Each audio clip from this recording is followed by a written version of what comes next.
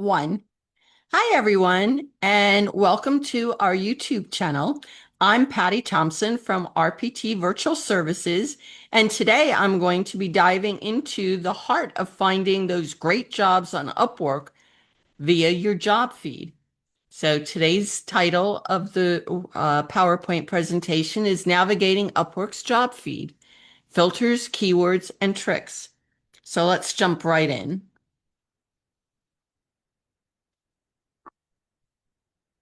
So why does a job feed even matter?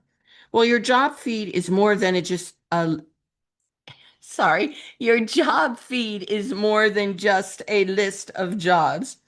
It's your personal freelance storefront. It's your lifeline to your business. The way it's filtered determines whether you're wasting time scrolling or spotting golden opportunities quickly. What exactly feeds your job feed? Well, Upwork's algorithm curates your job feed based on your behavior on the platform, the things you click, what you apply for, and how your profile's set up. That's why tuning your feed starts with understanding all these moving parts. So, how do you use filters like a pro? Well, the filters are your job feed's best friend. Whether you want beginner-friendly projects or high-paying long-term work, the right filter settings make all the difference. And you're going to be using different filters based on if you're just starting out or if you're established and already have a job success score and or other Upwork badges. So let's talk about filters when you're first starting out. Okay. And remember, you're going to use these filters until you get that 90 to 100% job success score.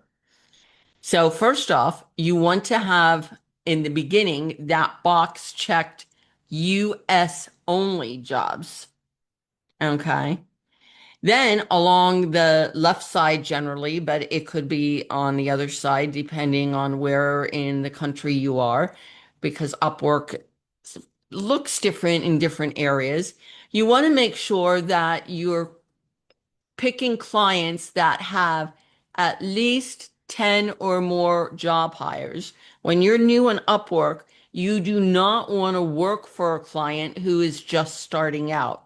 So, it doesn't matter if they've been on the platform since 2017 and it's now 2025. If they didn't hire anybody until now that they're looking, and they have 0 to 1 hires or 1 to 9 hires, they don't have a track record on there yet. So you want to make sure in the beginning you're going for 10 or more hires. Okay. And the jobs that you're looking for, while we all want to have long-term work, in the beginning, you want it to be less than 1 month because your first couple jobs, your first 2 to 4 jobs, the whole purpose of them is not to make money. And I know that sounds opposite of your goal, but it's not to make the money. It's to get the job success score. It's to get those 4 or 5 star ratings from your client. So you want to make sure the job is going to only take you a short amount of time. And less than 1 month is the least amount that you can check off on Upwork. In the beginning, you want to look for those quick and easy jobs. So you're going to be looking for entry or intermediate. You do not want expert level because those are not going to be quick and easy jobs. You also want to make sure that it's payment method verified. If they didn't verify their payment capabilities on Upwork, you're not guaranteed to get paid. So look at that payment verified. Once you're established on Upwork, that's not as important because you then can say in the proposal, I only work for payment verified clients. I'm assuming that you're new as a client on Upwork. So make sure you get your payment verified. Make sure you get your payment set up with Upwork and it's verified, or I'm not going to be accepting the job. Okay. And you also, in the beginning, want to make sure the client's location is in the United States. The last thing you want is to be a new client on Upwork, have questions, and need to submit your question and wait 12 hours for an answer. What part of quick is that? It's not. So if you're in the United States, or at least in the North American continent, the most you're going to be waiting is 3 hours, okay, to get an answer. That's not detrimental to quick and easy, but 12 hours is. So you want to make sure you're using these filters consistently and use easy keywords for your searches.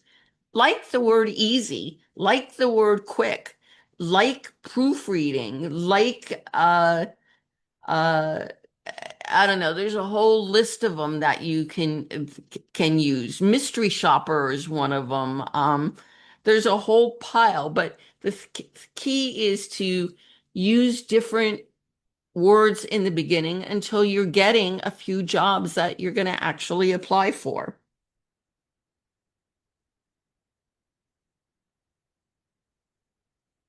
And in choosing those keywords, think like clients think. Okay. Using the right keywords equals getting the right jobs in your searches. Okay, so now let's say you want to be a writer. Well, writing covers a broad range of things to write about, from emails, from newsletters, from copywriting, from blog writing, from social media writing, to writing a romance novel. Okay, so the keyword should not say writing, okay, but be specific. Emails, email newsletter, okay? And then try to think in alternative terms. Different clients use different terminology. So you want to be specific to the field that you're looking at. Use job relevant terms. After your four or so jobs until you get your job success score, then you want to start saving your searches because that makes searching that much quicker. Saved searches equals saved time. Okay. Instead of redoing the filters every time you do the same search, you save the search and then those filters come up every time you are doing that job search. And Upwork will start sending you alerts those when particular jobs in that search field that you did come up. So you want to make sure that if you've got a golden search that's producing the key jobs for you, that you save that. So what are some tricks to getting better results? Well, here's where the magic happens. Timing is the most important thing. Jobs on Upwork come and go very quickly, especially the really good jobs. Okay. So you want to check early, you want to check often, and you want to sort your list by the newest to get the proposals in before the crowd does. When you're checking, you want to make sure that you're seeing the newest jobs put out there, not ones that are a month old. And it's a good idea to check multiple times a day because number one, clients are in different time zones, even when you're just looking for jobs in the US. So 8 a.m. your time might be 5 a.m. in California, and the clients aren't even out of bed yet. or 8 a.m. your time might be noon time, and clients are posting some jobs now. So you want to check several times a day. And as I said before, sort by the newest so that you catch those new jobs first. There's always red flags to avoid.